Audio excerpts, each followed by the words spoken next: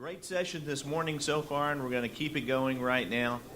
My name is Tom Bryson with the City of Farmers Branch, Texas. Also proud to be on the 3CMA board and affiliated with the Certified Public Communicator Program. If you haven't heard about it yet, I'm sure you have plenty of opportunity to still do so, either by talking to us at some point before or after, well, not before, but I guess after this session, or downstairs at the CPC table in the exhibitor area. This session, you've chosen wisely. You're in for a really good treat. Effective government communication, of course, we know it's not an oxymoron, but not everyone else does. So these two folks you're going to hear from, I've got very lengthy introductions that I used yesterday, but I'm not going to use them today. Suffice it to say, Dr. Jackie Lambiase and Dr. Laura Bright are professors at Texas Christian University. They're also co-directors of the Certified Public Communicator Program. I've had the great pleasure of working with them and getting to know them over the last couple of years, and what they bring to the table at both our state association in Texas and also here at 3CMA is pretty extraordinary, so I don't want to delay that any further and turn it over to them.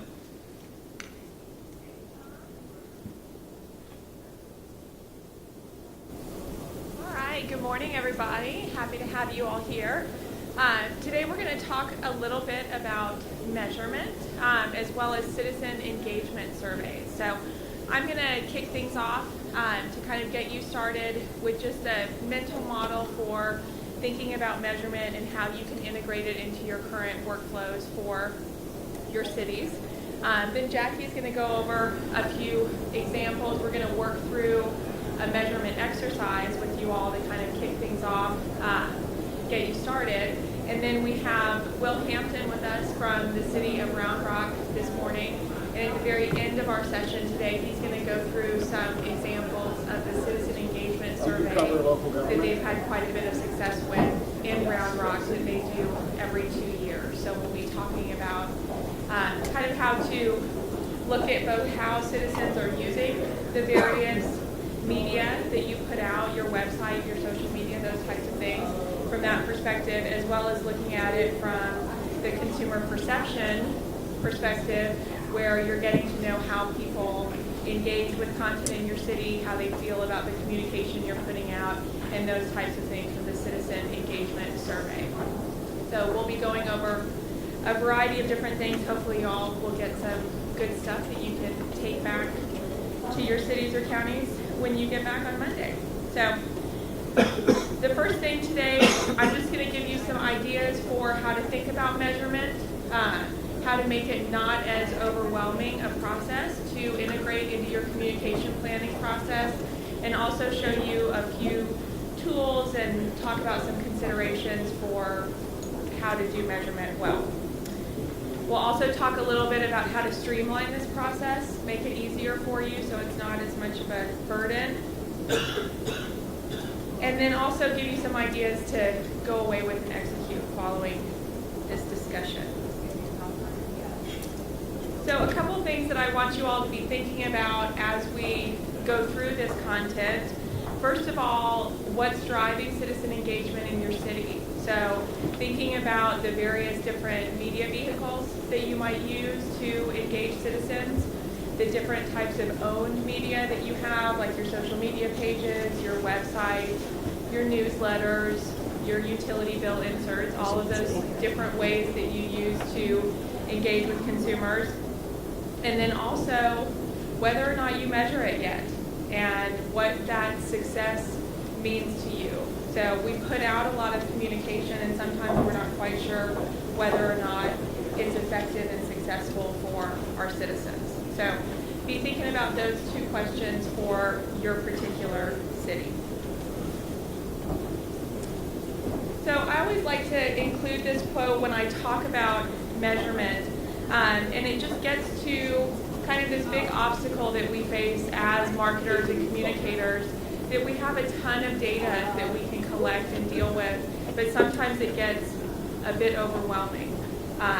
But it also allows us to close the loop, right? So when we create communication, we spend a lot of time creating the various pieces of collateral, updating our website, and if we don't measure it, we're never going to know whether or not it's effective or not. So doing these different types of measurement techniques allow you to close that loop and determine whether or not the techniques you're using are effective. And if they're not, you can scrap them. If they are, you can continue doing them. So making it part of the overall communication process is key. So with any type of measurement, it's going to be about optimizing your communications. And it's about measuring what matters to you. I think sometimes folks get overwhelmed that they have to measure every potential thing that they could measure across their entire campaign. And sometimes some of those measurements aren't worth collecting. So really taking a deep look at what matters to you when it comes to measurement and starting off with some small, just baby steps and measuring those types of things. So when we think about this whole, when we think about this whole measurement process, I like to look at this measurement analytics life cycle process. And this was developed by a guy named Avinash Kaushik, and he is the guru of analytics at Google. And he's written a few great books, and he has a very interesting blog that he runs called Occam's Razor, which the Occam's Razor principle is basically the simplest solution is most likely the best one. So he really focuses on this idea of making your measurements simple yet relevant and kind of starting off with a bare bones approach for making them easy to track.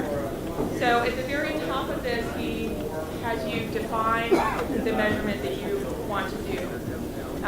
So picking, I'm going to measure how many views I got on the new YouTube video, or I'm going to measure over time how many new Facebook likes we got over the course of a quarter, let's say. So you define that measurement that matters to you. You then measure it over the course of some period of time. You then go through and analyze those measurements. So looking at the trends of that data, you take some type of action. So this worked out great, this didn't. And then you decide whether to improve that communication and continue doing that or eliminate that communication because it didn't work the way that you wanted it to. So this is a continuous, iterative process that should be part of the overall communication planning process for you in your city so that you can be continuously improving, essentially. Another way to look at this is a framework for social media measurement, and this goes back to key performance indicators. How many of you all were able to go to the analytics session yesterday? So, a few of you, good. So, you're familiar with KPIs, and with this framework, you're essentially thinking about where's your target audience, where's the competition, and from those two things, establishing a baseline. And that's one of the key components of the measurement process is to first establish that baseline that you want to have. So where are you today, right now, and how do you want to set goals to improve that in the coming months? After you've established the baseline with this model, you go through a testing phase. So with a lot of this measurement stuff, if you're just getting started on it, it might be very experimental at first. After that testing phase, you establish what your key performance indicators are, and then just begin to measure those key performance indicators. With a lot of these measurements, I typically suggest people do them once a week, once a month, depending on the amount of time that you have and what you want to be doing. But just creating a simple way to start collecting this data that you can do maybe, let's say on a Friday morning when you get to the office first thing, sit down for half an hour and just track the things that you want to measure, those key performance indicators, so that you can start doing that over time. So overall, in our CPC program that Jackie and I run, we talk a lot about this idea of the GHOST protocol. So I wanted to add measurement to it, but it didn't work with the acronym. So it starts off with goals, objectives, strategies, and tactics. And that's probably something that you all have heard during some point in your educational process. But I think for this measurement component, you really want to focus on what are the strategies and tactics you're using and how are you going to measure those in order to determine whether or not you're meeting those overarching goals and objectives that you've set out at the very beginning. So thinking about this in the measurement area, for your strategies, you really want to be considering what are all the different types of media that are being used. How are you putting out content online? How are you portraying your brand? And how are you going about doing social media? And thinking about how you use these and how all the different stakeholders fit into this. So for some of you, you might be doing measurements for a communication plan. For some of you, you might have a boss or city manager that wants you to measure one particular thing that only they're interested in. And you need to figure out a way to integrate that into the measurement process. So for a lot of this, it comes down to very much listening and looking at what the conversations are happening, around your city, in your county, and thinking about the location of those conversations. Obviously, you need to know where these things are occurring if you're going to track and measure them. The sentiment of those conversations. So looking at things like a Twitter feed and determining whether it's positive, negative, or neutral, and determining the topic of those conversations. Looking at things like whether or not your key message, your key brand for your city is being communicated well. And then also listening and looking at what your key influencers are saying about your city. Maybe your harshest critics as well as your biggest advocates when it comes to social media. So when you think about these listening tools, here's a few things to think about just in terms of quick, easy things to set up.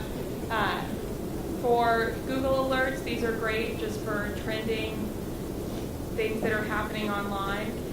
Setting up tracking devices. So I suggest doing this with all of the traditional media that you use, making sure that you have some type of trackable component to each of the different advertisements or bulletins you put out, but having either a unique URL or a QR code or a hashtag that you integrate into each of those points of communication so that you can start attributing the measurements to the particular media that they go to. So that if you have a unique URL in a utility bill insert, you can determine how many people actually took action on that and went to that unique URL to find out more information. You've also got Facebook Insights, Google Analytics, content analysis, going back, same thing as sentiment analysis. Using hashtags is great, and then obviously the coded URLs. So this is another mental model kind of approach to measuring social media. And this is a typical kind of engagement funnel that we would use in advertising or marketing, where we're not necessarily, our bottom line in here might not be dollars spent on something. It might be level of engagement or awareness of a certain campaign. So at the very top of this, we have exposure to the message, and that's going to filter down through influence and engagement and hopefully into some type of action. And this graphic, I think, gives a nice way of showing kind of how these measurements can get more specific as you get further down the funnel. So if you're just starting to measure, you might start at the top and say, okay, we're going to track all of the traffic on our website and our social media, all of our followers, all of our brand mentions, just to see the level of exposure that we're getting. Going a level deeper, we start to see, okay, how is that generating influence? And how much of a share of voice do we have compared to maybe the cities and towns towns that are in our area. Going back to that previous slide, thinking about the competitive analysis, I know that cities don't normally compete with each other in the same way that brands do in the advertising world. But when you think of somewhere like we come from the Dallas-Fort Worth Metroplex, and so in that area, we've got all of the what are called mid-cities, and it's all the cities that are kind of cramped in between DFW, and they all fight for residents, right? So people that want to live in those places. So they kind of do compete a bit, and doing a competitive analysis of how are we performing on social media versus the town that's won over might provide some valuable insights in terms of the level of influence that you're able to get.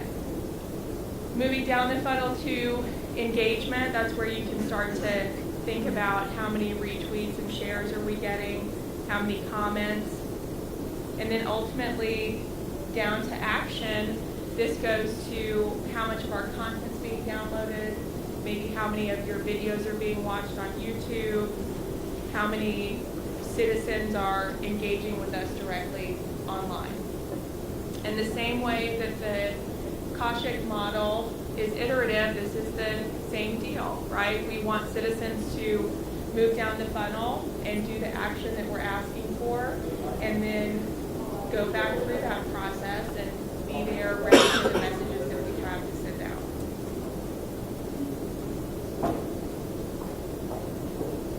And I'll have these slides online for you all, so you don't have to copy that whole chart down if you're interested in it. So this is another way of looking at this. This takes the paid, earned, shared, and owned approach and basically goes through that same funnel I just showed you, but it creates a nice chart where you can kind of pick and choose what you want to use. So you might not necessarily track all of these different things as part of your measurement process. I mean, that to me looks very overwhelming to track all of those things.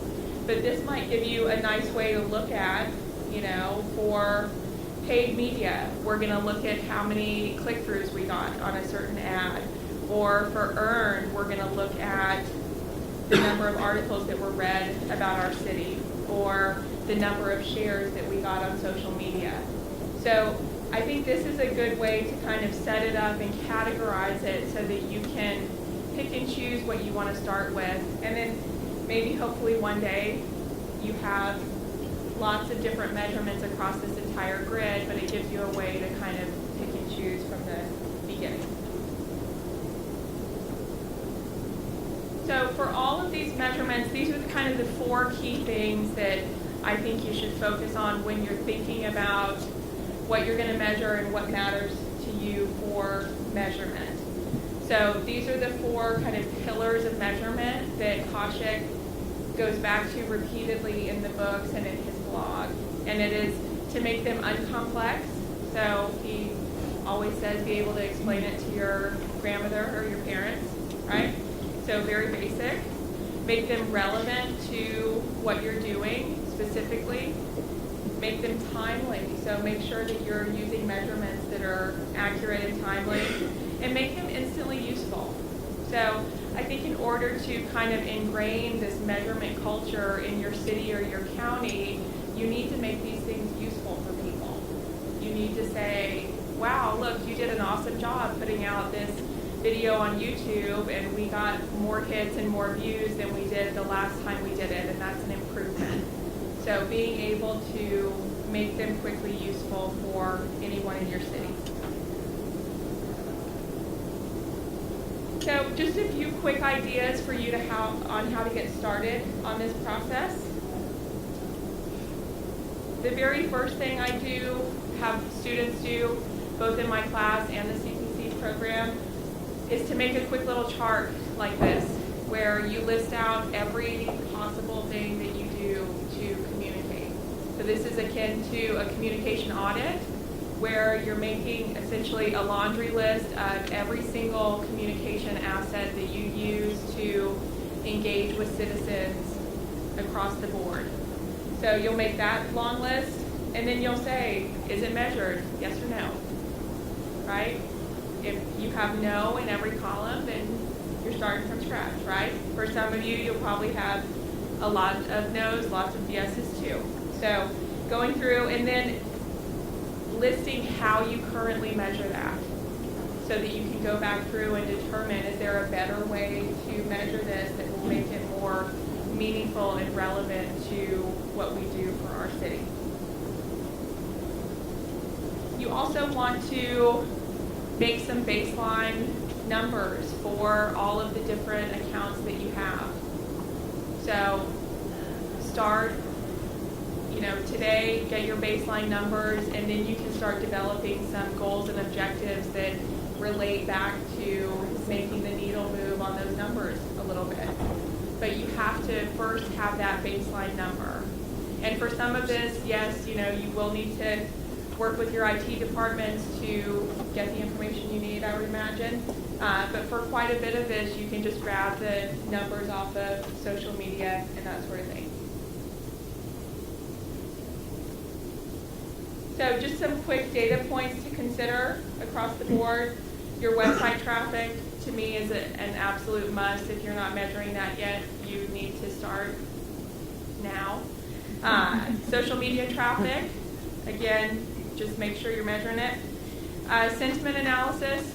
This is something that might only occur during a crisis situation or if you have a particular event going on in your city. So this is not something that's, I don't think, will be done on a weekly or monthly basis, but might be a good thing to have if you're evaluating which social media channels that you're using and trying to determine which ones are best. And then, of course, advertising traffic. So from those trackable moments that you're including in all of your different communication pieces, how is that driving traffic to your city website or to, city council meetings, whatever it is.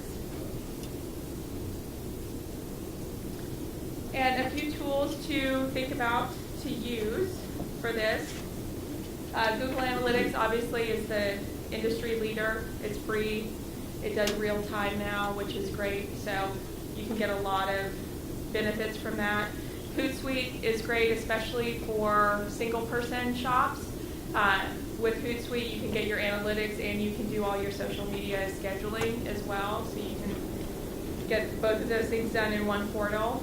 And Sprout Social does the same thing. They do a bit better with the demographic targeting for your analytics, which is a nice component. Who Unfollowed Me is a good tool.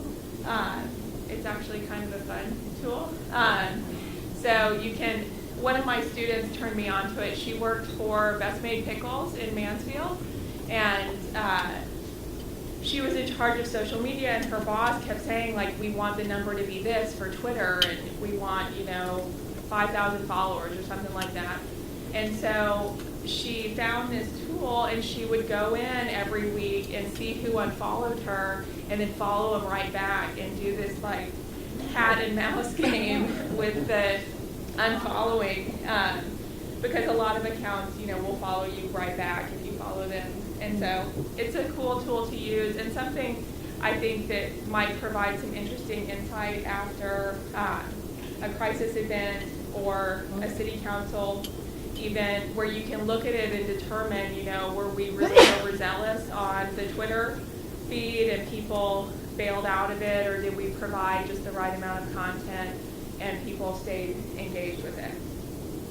And then Chartbeat is another good one.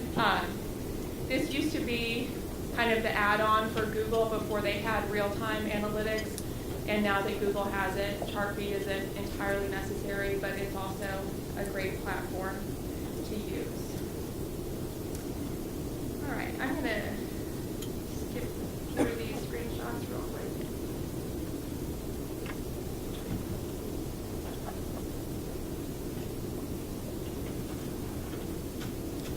All right, so when you think about evaluating these listening tools, here's just a few considerations to have.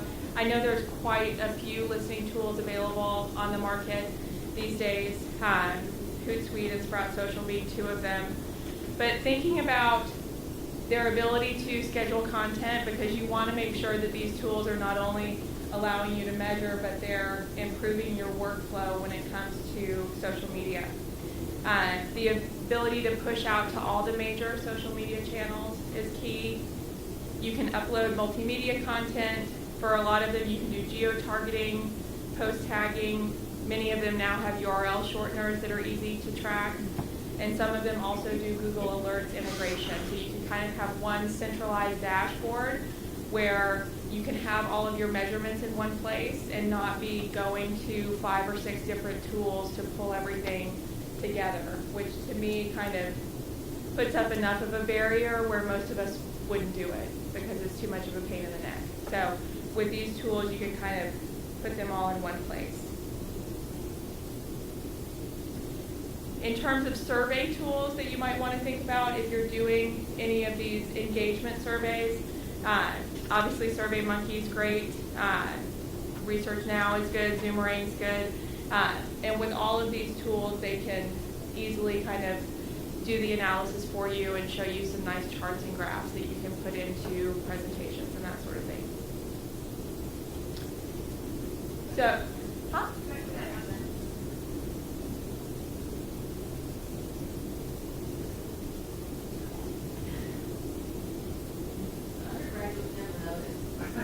Yeah. Yes, thank you for paying attention. Yeah, thank you. That's what we like watching the product. Yeah. The undergrads are like, she's on slide 30, and how many more do we have to go? Are you good? Okay. No problem. Happy to do it. So with all of this, again, I'm all about simplicity with this. All the CPC folks will tell you that I hound them about measurement, but I also hound them about keeping it simple and making it easy to integrate into your plan so that it's not a burden for you. So definitely include those trackable moments in all your communication. That's a good starting point, as well as getting that baseline. And just remembering this is an iterative process. It's experimental. You might measure something and not like what you get, and have to start over and measure it in a different way. But just remembering what matters to you, making them trackable, and keeping them easy. So I will now hand it over to my lovely co-director, Jackie.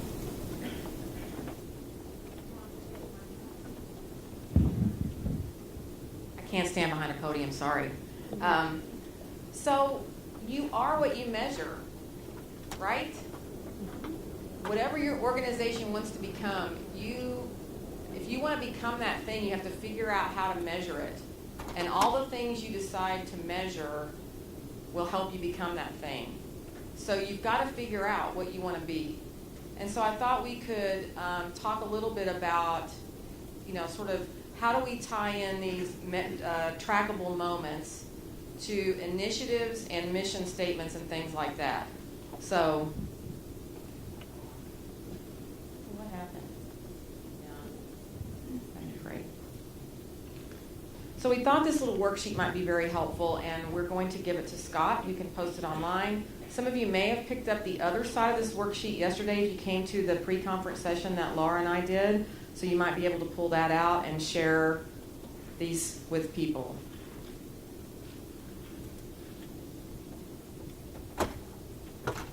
Here, Laura, give me some of those and I'll put them on this other side of the room. Well, thank you.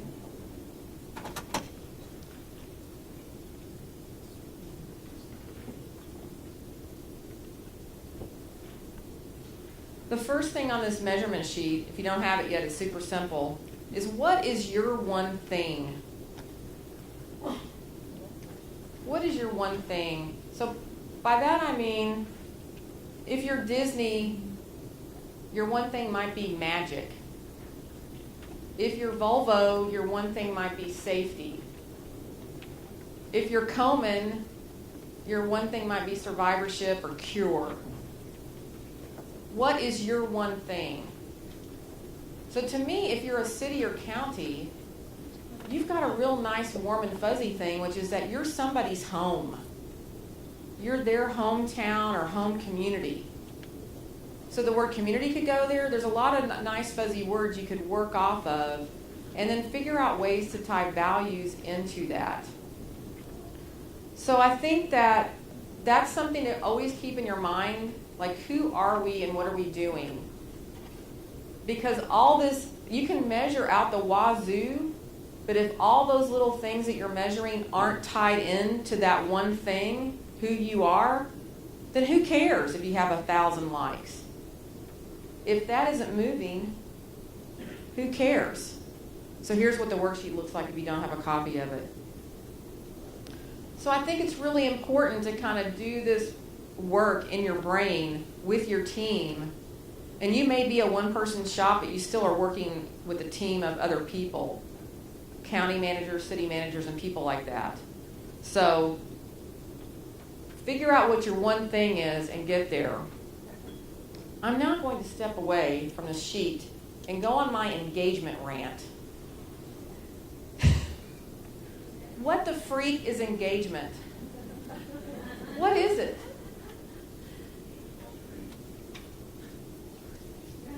It does not involve a ring.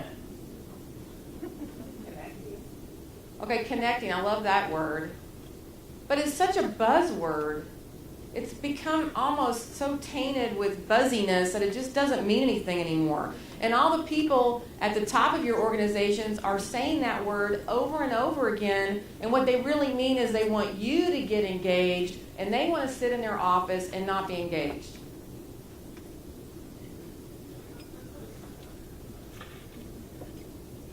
I think. So I think you have to kind of like turn it back on them and say, look, if we're going to have true engagement, it means every member of our organization has to be an ambassador for our brand. And that gives you a lot more measurement points, and it gives responsibility to many more people in your organization and not just your communication office. So I really think that you can use it as a catalyst to have a great conversation internally about what engagement really means. Because I think people are brought in to do engagement and all kinds of other things, and it's like, I don't know, anyway. I sit on a university campus, so I have academic freedom and say what I want. Right? And today we don't have those people in the room with us. Sometimes I'm speaking at conferences where the city council members are in there. You know, you may have one big initiative that you're really working on right now, and maybe it is citizen engagement. I suspect it may be, but it could be other things.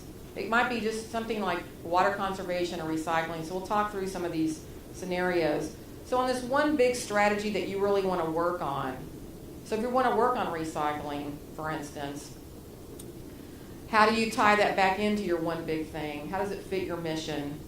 I mean, you want to be a sustainable community. You want people to be able to live there in 50 years. Not because you can't live there anymore because it stinks, because you run out of landfill space or whatever would happen. So, that happened with the city of London way back, where people hundreds of years ago had to move out. That place was so bad. So that is in the realm of possibility. That some places may become so toxic that people have to leave.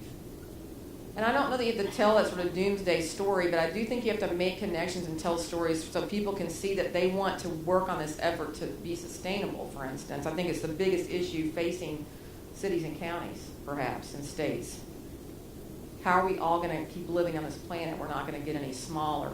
So those initiatives, little initiatives that you have right now, water conservation and recycling perhaps, are really important. So how do you get that elevator speech written? And how do you move those tactics into the real world? And once you've moved them into the real world, how do you track whether you're successful or not? So how do you do all the great things that Laura's talking about? So I think, look at these sort of points 1 through 5 here. You've got to go through these steps of the process and figure out what's your message, who are you talking to, some of those real basic things. Then you've got to make that quantitative leap where you can measure it. So the first things on here are some strategies and words and ideas, but then how do you take all of that and move to the quantitative side of things and measure? So that's really what this worksheet is all about. If we take a look at the bottom of, like, I can go there.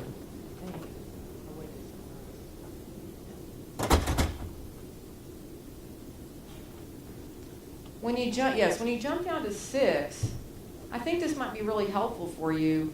I know my effort will be successful when. And I think that's a really good just phrase to put in your thinking, is when we have more comments or shares in social media. So that's a kind of engagement. I think it's not really substantial, but it's something. We have more participants in our recycling program, or we have more volume of recycled material. You could put in there too, you might have more awareness that we have recycling, or more awareness of the kinds of things that can be recycled. And you could find that out through your citizen survey, just awareness. But these are all, the things that you do to get here are levers that you can push. And that's why you need to measure them. So for instance, is anybody here from the city of Fort Worth? Okay, good, I can talk about them. So I mentioned yesterday in the session that we talked about, my class did this little schedule, my undergraduate class at TCU did this little project last spring where we looked at the alerts that the city wants citizens to sign up for so that they can push alerts to you to your cell phone. So they're trying to like get your email or get your phone number from you. And they've got this really horrible campaign to do that. So we gathered up all their materials to look at them, and they all were different. There was not anything consistent. The program itself was under several different names. One of the names was SNAP, which is related to food stamps. So it was very confusing. So one of the acronyms they were actually using was SNAP, which was awful. One of the little bookmarks that they were passing out through the city's libraries, the first word on this alert thing was the word terrorism. I'm like, what? That sucks. That was terrible. Because really, terrorism takes me to a whole other place. That does not work with me. But I grew up in Texas. I'm a native Texan. I've lived other places. But, if you're a Texan, the thing you want an alert for is a tornado. So that is the word that should be on there. And my undergraduates figured that out super fast. So we did these projects. We put sheets of paper on the ground. And you can do some of this fun brainstorming stuff. And they drew tornadoes, and they had all kinds of great stuff on there that would have been a lot better than terrorism. But here's the deal. In the old days, when we wanted to do research and measurement, we had to figure out, we had to test things with small audiences, and then we had to invest. We were hoped that research was correct, and we had to invest a lot of money in a big one-shot campaign. Now with social media and digital, we can change things a little at a time. We don't have to have that big thing. And so you can test words, and then you can measure them the way Laura wants you to measure them, and you can find out, does the word terrorism do anything except scare people? But does the word tornado cause more people to sign up for alerts? You can track it. You can do small little adjustments all the time and test language until you find the right one. And then once you know what it is, you can hit that lever when you need to do it. And it's in your toolbox, and you know it. So this measurement allows you to test and get it right. It gives you some freedom to take some risk and to experiment, and I think that's wonderful. But measurement is good. And so all these things under 6 help you figure out if you'll be successful if these things happen, and then you know what to measure. So it's really useful to kind of walk through this exercise so that you know exactly what to measure. So now we're going to show you some examples from people's plans, and then we're going to talk a little bit about citizen survey that Will's City has done for a long time. So they have longitudinal data back to 1998. So they can watch themselves over time, and it's really a beautiful thing. So this is the city of College Station, which has a large university there, another college there as well, and it's kind of in the middle of nowhere. Anyway, they're the other cult in Texas. I mean, I think TCU kind of has Purple Cult, and we're the Horned Frogs, and we have a really good brand inside the state of Texas and inside our region. And Texas A&M is another place that has a really strong brand. It's awesome. And it's in the city of College Station. So this objective here, you might not be able to see it. So it's increase the number of positive media reported stories by 0.05% annually. That's not a stretch goal, is it? They're just getting started. Like, they're trying to figure out how can they push things a little bit better. So back to the sentiment analysis that Laura talked about. You know, how do you do that? I almost feel like they could have written this, increase the number of neutral or positive stories. Sometimes you're just trying to get the negative out. You're just trying to get back to something even. So that might be a worthy goal for you. Some people in our program thought, I don't really care that much about major media anymore. I'm doing different kinds of measurements, but this is more of a traditional media measurement, so we thought we'd show it to you. This one is in tandem with the Convention and Visitors Bureau and the Research Valley Partnership. Be involved with and aware of every outreach message and marketing piece representing College Station. This is simply an output measurement. How many things are we putting out, and what are those messages like, and are those messages consistent? You don't need any analytics for that. You just need to figure out in a month what messages are you putting out, and do they conform with what you want them to conform to, and what are they like? So that's an output one. A lot of the ones on this sheet are actually outcome.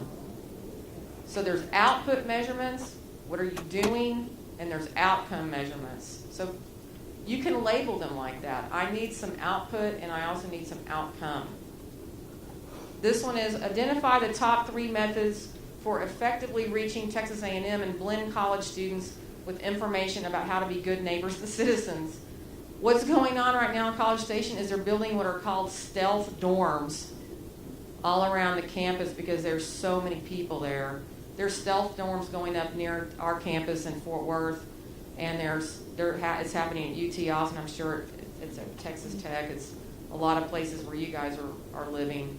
So how do you help college students be better neighbors to the people who live there all the time? This is a huge issue to that city.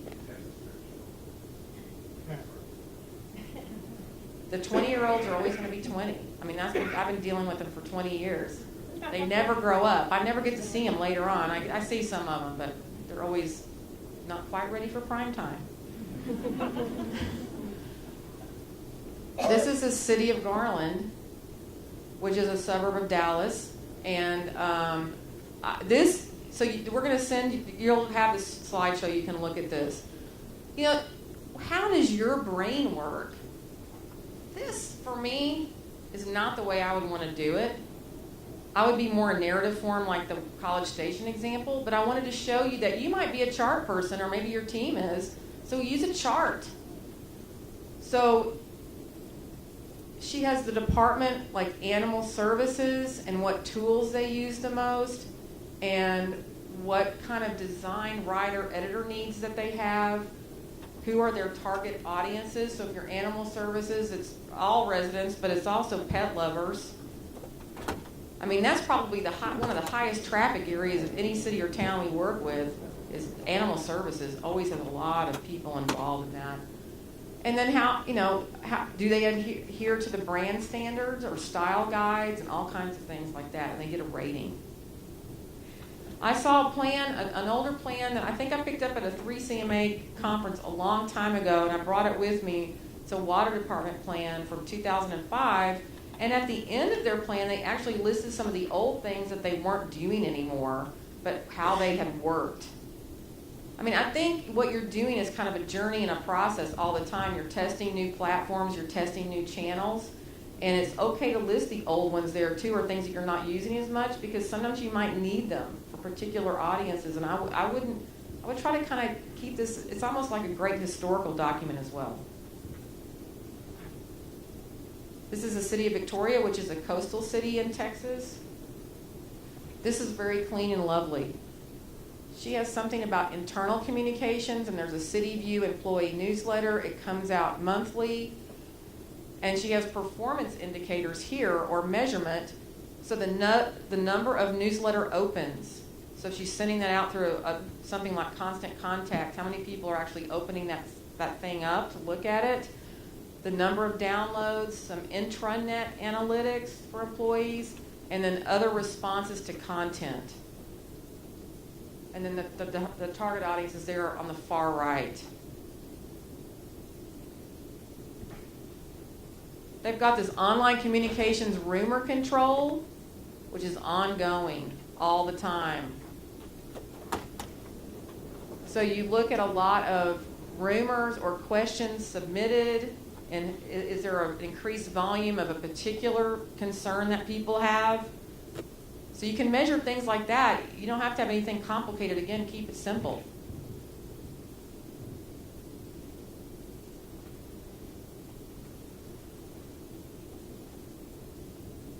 This is a comprehensive communication plan, something that happens over 3 years. So some things you may be doing on a weekly basis, some things you may be checking from time to time, quarterly. So this is for the next 3 years. Using these key communication effectiveness metrics, increased awareness of City Council's visions, goals, strategic plan, and related actions. So this is going to be monitored by the city's Director of Communications. Improved coordination among departmental city communicators. So internally, how are things working? You can measure internally too. Increased citizen engagement and involvement and participation in city government. How many more people are coming to events? How many more people are maybe participating online in participatory budgeting, for instance? So that's like a huge look. Like across all these measurements, how are we doing?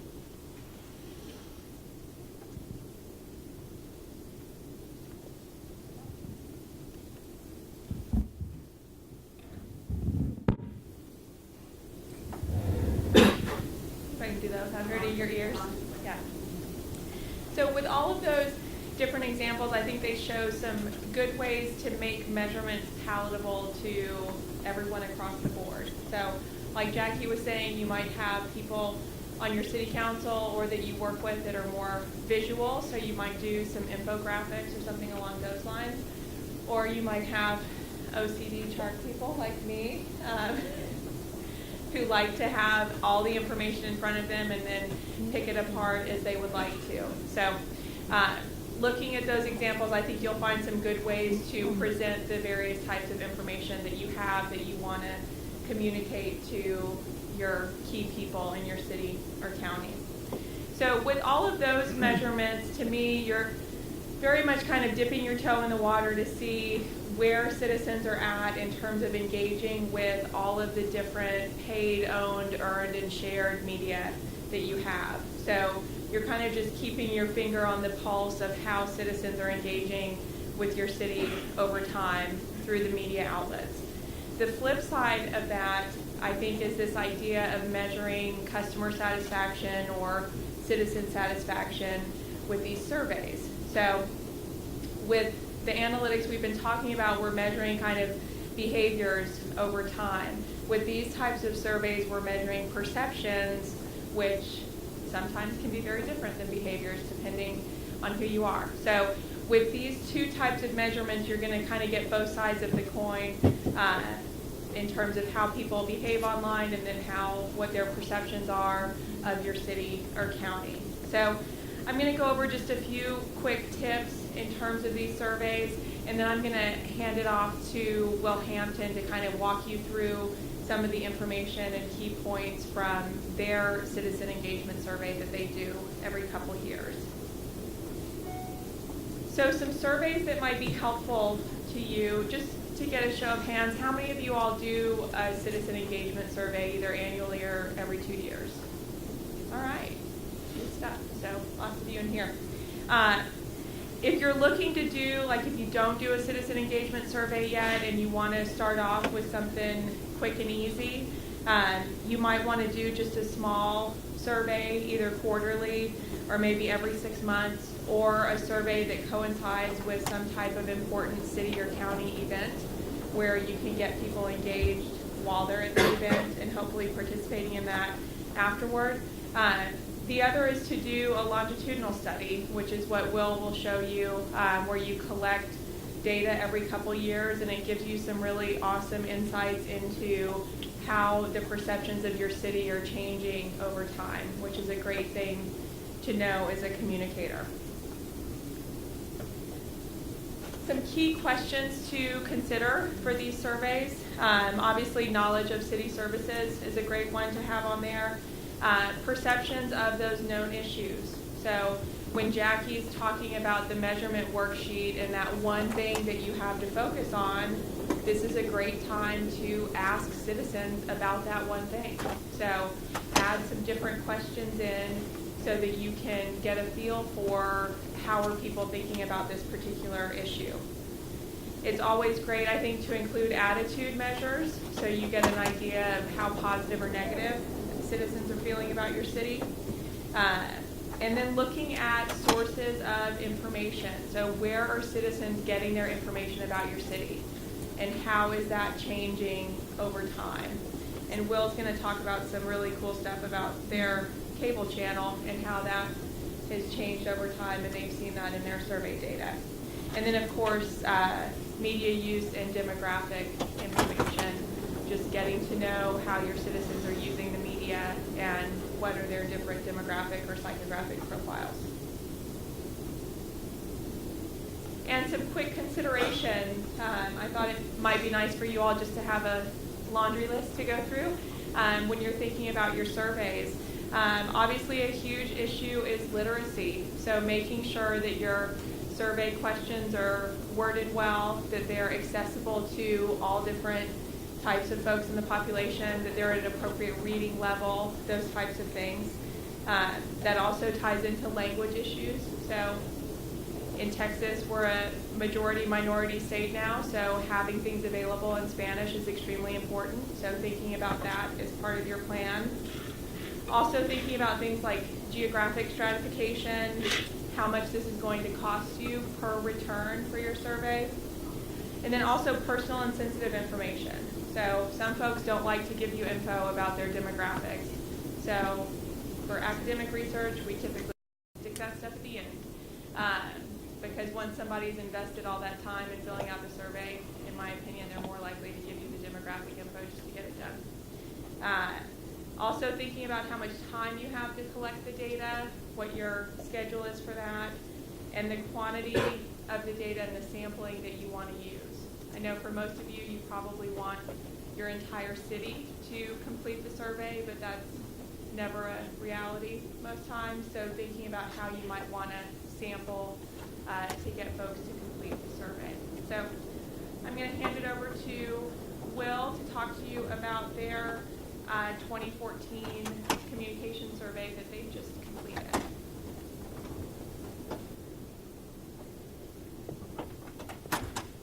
Thanks, Laura. So as was mentioned, we've been doing a survey every 2 years in Round Rock. And for those of you who don't know, we're just north of Austin, about 100,000 population. Dell World Headquarters is there. Michael works in Round Rock, and about 8,500 his employees. And the survey, we have always hired an outside firm to do the survey. Target goal is to always reach at least 400 residents, so it gives us a margin of error plus minus a little under 5%. So we have really some amazing trend data. I'll start with some of the information here on our government access channel, and then as time permits, I'll get into some other stuff. Now, quick disclaimer here, this is like an internal document for us. I didn't prepare this for you guys because I didn't know until a couple days ago that I was going to do this, but I love these ladies and it's cool. Because I love talking about this stuff.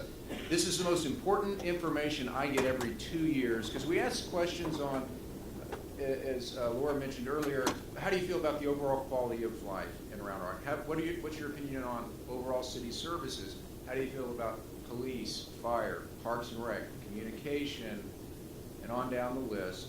And it is just really a terrific tool. So we just presented it to the city council. But the other question that we ask that is just gold for us as communicators is, where do you get information about the city? And it's a question, and we'll list 12 to 14 different channels. It could, the Austin American Statesman's, the Metro Daily, the Round Rock Leader, my former employer. God, I got out of there in time, 16 years ago, let me tell you. Local TV news, our utility bill newsletter, and on and on. And so one of the so we also asked about our PEG channel, and we have seen the numbers drop. So you can see we go back to 98 with this data, and so you can see we did pretty well. It's about half our residents said they get information from our access channel until about, what year is that? 12, actually no, it goes further back. We do it every 2 years. About 2008, I guess, is when we first saw the drop. And so I had to kind of I hasten to add, the quality of our video content has done nothing but get better since 98. We're up for a couple of Savvies this year. I don't know if Brian Ligon, yeah, Brian. If you guys haven't met Brian, you will. You'll see him at the film festival. You get a feel. We do, dare I say, kick-ass video. And thanks to Brian. So what we've seen is again, but this number has dropped, and because we're in Texas, football is a big deal. So what I've had to guess at is Time Warner is our incumbent cable provider, and they didn't run the NFL network for a number of years here, and so there was a couple of Dallas Cowboy games that you could not see in our part of the world. That's a big deal. We're in Texas. We love football. I hate the Cowboys. I'm from Houston, so I'm a Texans fan and a Longhorn as well. And so we had to guess. There's a lot of people just dropping Time Warner because they couldn't watch the Cowboys. The other thing that's going on about this time is more and more people getting high-def TVs, and so we were always at Channel 10, so we're in that standard definition tier, right on the. So we used to be able to count on years ago people just channel surfing by and catching us. Well, now the high-def tier is like in the 1500s, whatever, Time Warner. They just changed their channel lineup. And so we thought, well, we're just not catching as many people channel surfing either, as we think why this number has gotten so god-awful. But what we found this year is, now we haven't asked this question every year, but we asked it again this year, is ask, where do you get, who's your cable service provider? I can assure you, you will never get this from Time Warner or Cox or whoever provides cable service, but you can ask your own citizens for it. And you can see, years ago, they had 80% of the market. They were doing really well. This year, they're under 40%. So their market share has been cut in half. So there's just not as many people getting Time Warner cable now. What this chart doesn't show is AT&T UVerse has made tremendous inroads into the market. They're over 30% now. Now, who's on AT&T UVerse has that in there? Let me tell you, it is extraordinarily hard. You don't channel surf by the government access, public access channels on UVerse. It's channel 99. You got to drill down through a couple of menus to find your city. Otherwise, I love UVerse, but it's a lousy way to get. So some of the stuff that we've done, some of the action items from this is, okay, well, we have this great video content. We've just got to find other ways to get it in front of the world. So we push it out really hard on Facebook. We're redesigning our website to really put video content much more front and center. We've done, in fact, we're up for a Savvy Award. Brian puts together, he calls it his pre-show reel. So it's content that we've already put together. And by the way, we're producing content now for consumption on computers, so we're going shorter, punchier. Peppier is not, it's not peppier. It's entertainier, kick-assier is what I'll stick with. And so we've gotten it short. So Brian, all the videos that we put together, he's put together a little reel, and we'll show it wherever there's a crowd assembled. City council meetings, we'll run the pre-show reel. Who does movies in the park? Who's parks? So before movies in the park, we'll run the we got a crowd there, and we'll run this fantastic video content that we have. So we're really, the action we've taken from some of this is we got to find better and new ways to get our video content in front of folks. Now, like I said, this is an internal document. Yeah, well, just, yeah, it got cut off anyway. So, one of the questions we have also asked is, how well is the city doing keeping you informed? And you can see, we had a dip there in 2000, but we generally kind of within the margin of error, really until this last year, where we're kicking at. We're kicking at, it's because I can hire people like Brian, and that's what this chart tells you. I hire really well, as my friend Tom Bryson has informed me. That's the truth. But I tell you what, this is, you don't think I like my city council looking at this kind of information? It's good stuff. Let me share a couple others. Again, this is internal, so this is really busy, but there are a couple things. So again, this basic question of where do you get information about the city of Round Rock? Now again, we're just north of Austin, Dell World Headquarters. We're a real tech town, right? The top two sources of information is our monthly utility bill newsletter. And what you can't see, this is a monthly publication called Community Impact. It's a tabloid that gets mailed to everybody. Local, useful, everybody gets it. It's a great publication. But in high tech, Round Rock, Texas, 2 push print pieces are where the majority of folks are getting information about. Don't let go of that print utility. Well, I say that because I have statistically valid survey data. Now, your town may be completely different. But for us, we've said, hey, we're going to do this. Now, quick plug here. Where's Robin? Robin Linigan in the back of the room there. This is, quick aside, Robin designs our utility bill newsletter. She's with Design Right. Stop by her booth downstairs. She's really good. She's been doing our newsletter like a decade. Yesterday was the first time I've ever met this woman.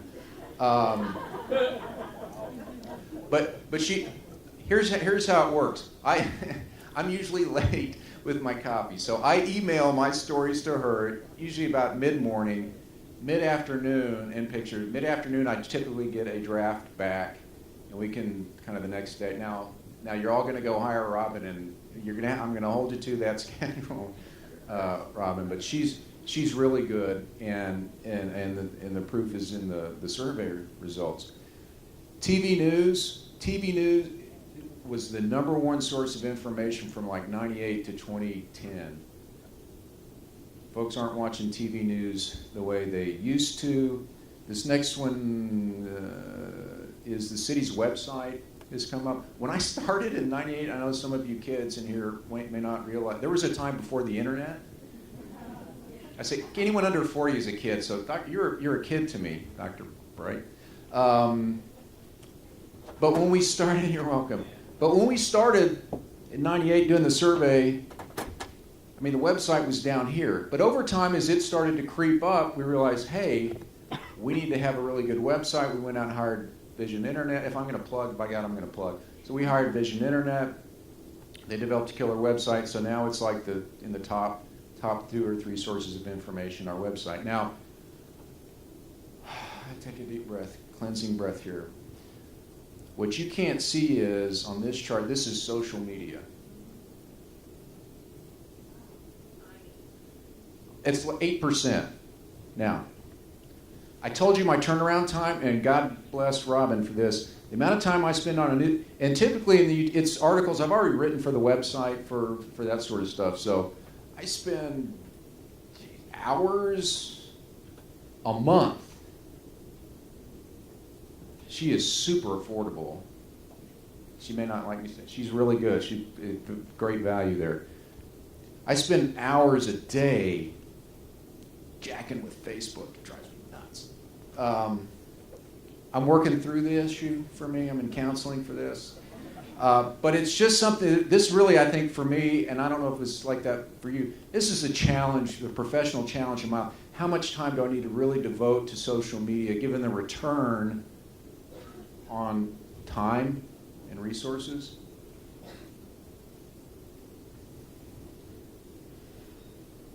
It's a difference. Do you need me to hustle? Oh. We also ask people, where do you get electronic sources of information in general, not just about city information. Obviously, the internet is really high. Facebook, it's like 58, 60%. The world is not on Facebook. Don't let me do a Facebook rant. Again, text messages, YouTube, Twitter, other. We got a lot of people on Google Plus in Round Rock. Dell is really active on Google Plus. We got a lot of folks there. I'll share some trend again. Here's TV news. It was #1 source of information about the city for a long, long time. They're not anymore. That's how we were able to hire Brian Ligon. He used to work for the ABC affiliate as their promotions director. Just some other stuff. Friends, we asked you, Friends is a source of information. Newsflash is our utility bill newsletter. Again, just rock solid. The thing that makes me nervous is as more and more people start to get the newsletter, their bills online. I mean, I think I've gotten about as good as I can with this number. You talk about ROI. It's fantastic. Here's this publication called Community Impact Guide. It's a great publication. You wish you had it in your community. I can assure you it's a neutral, it's community journalism the way community journalism should be done. I don't have time to explain that. City website, again, I know some of you kids don't remember there was a time without an internet, but you can see the growth we've seen there. Print is dying. This is American Statesman, the Metro Daily, and I used to be one. I was a print reporter for a long time, and found the Lord, got out of that line of work. That usually gets a better laugh in this crowd. I'm not disappointed. It's a younger crowd now. Most of you didn't work for newspaper. How many of you used to work for newspaper? Well, hell, okay, it's just a bad joke. Okay. But anyway, you can see now. Here's what's interesting to me this year. I mean, you can see the general decline, but a pretty steep drop this year beyond the margin of error. And I think what's happened here is the Statesman.com put up a paywall last year, and a lot of people said, "No, thank you. We think you're a liberal rag anyway." The Round Rock Leader, on the other hand, the local paper. Now, you're not going to tell my friends at this stage. I'm looking at my friend Jennifer Herbert from the city of Austin. Pinky swear here, right? Okay. So here's the local newspaper, the Round Rock Leader, my former employer. See, this was just when I left, so it was peaking. But you can see it's starting to come back up now. I think as people are leaving the Statesman, they still want that local news, and so they've gone to the Leader. We also look at HOA newsletters. If you can find a trend there, let me know. But it's just, it's over a third of our folks, and so we work to get them information. Is that an evil stare you're giving me, or do you want me to wrap up? You can still, we're friends, Jackie. Okay. Radio, not so good. E-newsletter, pretty steady. We have about 15%. Again, city social media.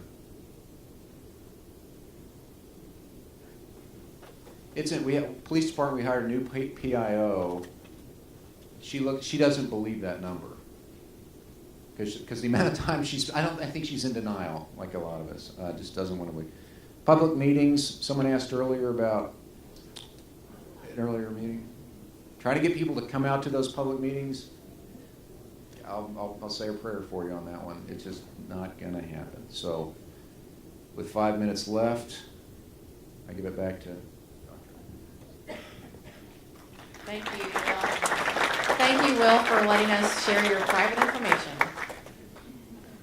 So, data needs context, right? So listening to what he said about those numbers, I mean, that's really important too. When you're measuring things, all these extra pieces that you know, the cable saga and all of that, you've got to have that as part of what you report in your measurement as well. We're going to just wrap up very quickly.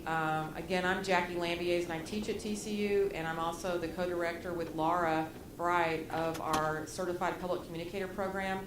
What we do is we work with public sector communicators from all types of organizations from across the country, and you come to our campus for 2 weeks, and 1 week one summer, 1 week the next summer, and you work on a 3-year communication plan for your organization, and we help you do that. So you get something professionally for that, but even better, your organization gets a 3-year communication plan. And we talk a lot about measurement, which is really hard to do. So many people are out there doing things, tactics and more tactics and more tactics, but if you don't have measurement, it's just one damn tactic after another.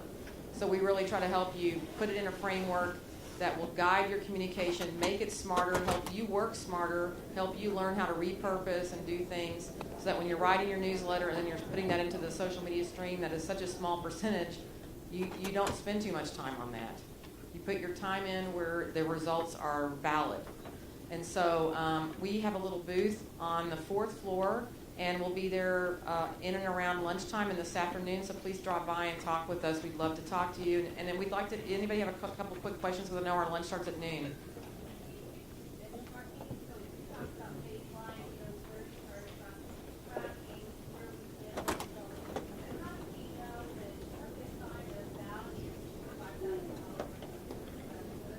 Right, so benchmarking I think is a great question. So how do you benchmark?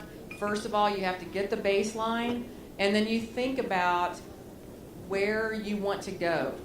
And also, I think you have to figure out how to tie those data points to real results. So if you're dealing with a recycling program, for instance, where are we right now with awareness? And where are we right now with how much material we're collecting? And is it the correct material? And then we want this many more people to recycle this much more material, and then figure out what that really does in the world, tie it to real results, and I think that would be very helpful. That's a very concrete example. Just in terms of having X number of Twitter followers, I don't know how much that really does for you, but if you're using Twitter to promote your recycling program, and you can show that your recycling program is improving because of the kind of messaging you're doing in social media, then that makes a difference. So that return on investment, you have to figure out where that data point is and how do you tie it in with just the sheer numbers you're collecting.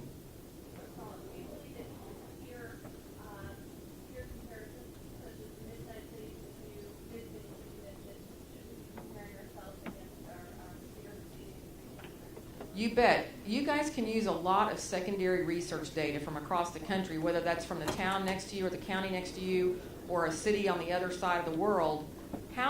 What can humans do? You know, what are the best programs, what kind of results are the best programs doing?